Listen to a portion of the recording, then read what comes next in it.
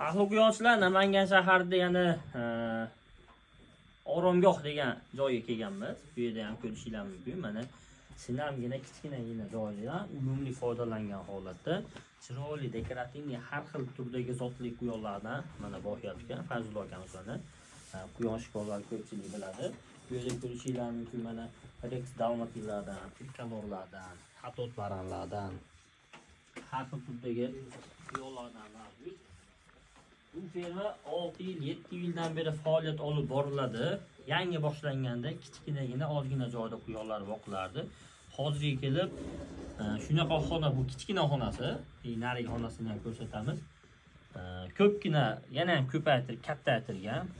Germaniya, Rossiya, Belorussiya davlatlaridan quyonlar keladi bu yerga. Chetdan ko'proq keladi. Shu yerda ko'paytirilib, xalqqa taqdim qilinadi. Hozir sizlar bilan birgalikda ko'rib chiqamiz.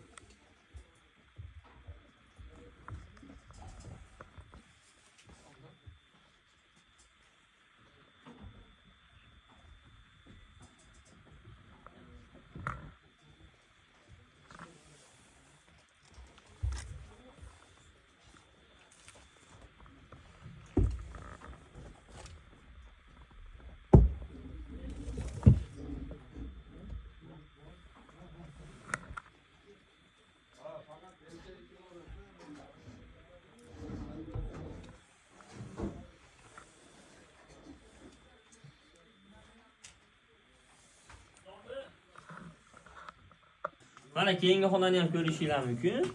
Narigi xonadan ko'ra bu yer kattaroq. Asosan bu yerda Rex zotlari boqiladi. Trikolor bilan dalmatin. Rexlar ikki xil ranglilari. Bu trikolor 3 xil rangli hisoblanadi. Ko'rishinglar mumkin mana. Juda ham go'zal. Bular dalmatin. Dalmatinni bilasizlar, hammalar oq-qora rangli bo'ladi. Bu yerda quyon bolalar yotibdi. Ko'rishinglar mumkin. Qanaqa barakali narsa. Chiroyli qilib shunaqa joy qo'ysanglar, matematik jihatdan olib qaraganda moldan ham qo'ydan ham daromad yaxshiroq bo'ladi. Misol uchun mol qo'yni boqasizlar, yedirasizlar, yedirgan yeminglar ham kassa bo'ladi. Undan tashqari o'zini foydasini hisobiga sotsanglar, qo'linglar mo'magina yaxshi pul ko'rishi mumkin. Lekin tagi bilan zavod tugaydi shu bilan. Quyonchilikda qanaqa bo'ladi? Bunda har oy oz-ozdan daromad kelib turaveradi. Misol uchun bu quyonimiz, ona quyonimizni mana bunisini aytaylik.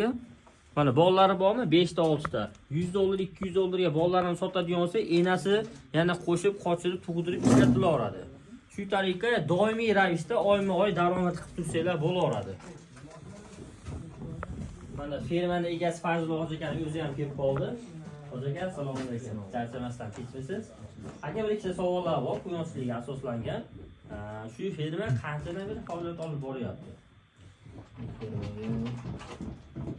2019dan boshlangan. 6-7 yil bo'ldi. Videoda boshida aytdim, 6-7 yildan beri faoliyat olib boradi. Demak, yanglishmabman. Mana shu quyonchilikni boshlaganingizga hozirgi holatda ancha o'zgarish bormi? Oldiga siljish, Juda katta o'zgarish bor. Juda katta o'zgarish. foydagarchiligi yaxshi. Foyda har qanaqa hayvonga solishtiradigan bo'lsangiz, menimcha quyonga yetadigan bo'lmasa kerak. Daromad tomoni yaxshi. Yangi boshlayman deb kuzatib turgan quyonchi aka-ukalarga nima maslahat berasiz shu quyonchilik borasida? quyonchilik borasida asosan quyonchilikka mehr berish kerak, quyonga mehr berish kerak. Uni pul uchun faqat chiroyi uchun emas, o'ziga mehr berib, chiroyli qaraladigan bo'lsa, Allohga shukr, shu paytgacha olgan quyonimizdan ziyon qilganimiz yo'q. Faqat foyda qildik. Lekin o'sha yo'qotishlar ham bo'ladi. Lekin baribir yaxshi qaraydigan bo'lsangiz, mehr berib, bolalaganning hisobiga u hammasini yopib ketadi. Mana privoznoylarni olib kirtirgan bo'lsak, mana hozir Mana bu qaysi davlatdan keldi aka bu? Germaniyadan keldi. Vistikada chempion bo'lib keldi. Mana shu quyonimiz Vistika degani quyonlar ko'rgazmasi bo'ladi. Eng yuqori ballni olib Germaniyada chempion bo'lib birinchi o'rinda olgan quyonimiz mana O'zbekistonda turibdi hozir. Mexlariga ham ahamiyat qilishingiz mumkin. Juda ham go'zal, sifati zo'r. Mana ko'rishingiz mumkin, hollari ham zo'r. Mana hisobiga aka chetdan qimmat pullarga quyonlarni olib keltirasiz. Mana shu quyon necha pulga tushgan sizni qo'lingizga kelib tushishi? Bu aka 600 dan ozgina o'tdi. So'mdami, dollardan? 600 dollardan ozgina o'tdi. 600 dollarligini misol men bilib turibman. Yangi kuzatib turgan obunachilarimiz 600 ming so'mmikin deb ham o'ylashi ham mumkin-da. Sababi ko'pchilik bunaqa quyonlarni ko'rmagan odamlar ham bor, kuzatuvchilarimiz ham bor shunaqa. Ular faqat oddiy jaydari quyonlarni ko'rib katta bo'lgan. Bularni shunaqa quyonlar deb o'ylashi mumkin. Ko'rishingiz mumkin, ahli quyonchilar 600 dollardan ziyodga bir dona quyonni ham olib keltirilyapti. Demak, 600 dollardan har bitta quyonni olib keltiryaptimi? Bundan foydagarchiligi borki, shu ishni qilyapti. Hech kim ahmoq emas, bekardan pul sarf qilib, faqat ishqibozchilikka, qiziqishga deb turib qimmat quyonlarni olib, boqib tashlab qo'ygani. Shunga yarasha, o'ziga yarasha daromadi bor, foydagarchiligi borligi uchun shunaqa rizqovatlar qilyapti. Aka, bu quyonimiz ham Germaniyadan kelgan, adashmasam. Dalmatin ham yangi qon, bu ham 96,5 ball olgan, 96,5 ball olgan. 96,5 ball olgan. Mana nemis. Ko'rishingiz mumkin. Sotuvda qaysi quyonlardan bor aka? Sotuvda hozir trikolorlardan bor. Trikolor. Dalmatin ham bormi sotuvda?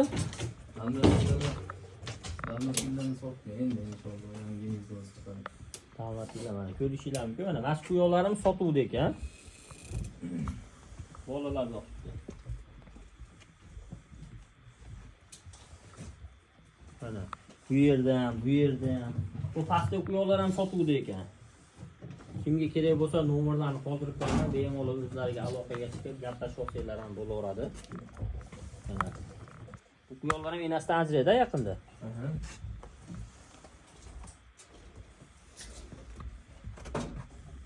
Mana zotga istab yurganlarga mana trikolor sames bor ekan. Shu quyonni necha pulga bo'lsa beriladi? 200 dollar bo'lsa beradi. 200 dollarga shu quyonni sizniki bo'lishi mumkin. Bundan tashqari bu yerda mana ko'rishingiz mumkin. Sotuvga tayyor ekan bu quyonlar.